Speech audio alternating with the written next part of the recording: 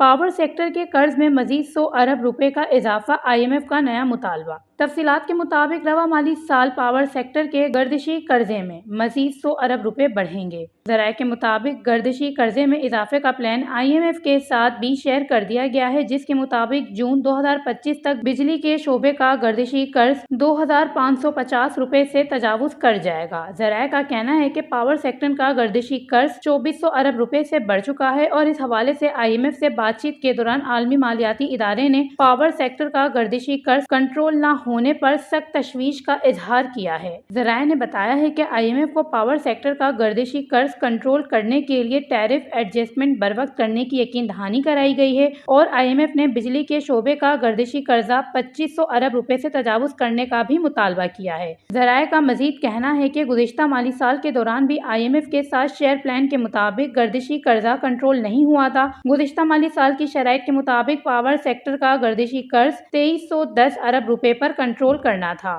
IMF شرائط کے مطابق گردشی قرضہ کنٹرول نہ ہوا تو قرض معاہدے کی خلاف ورزی ہوگی۔ Wash news.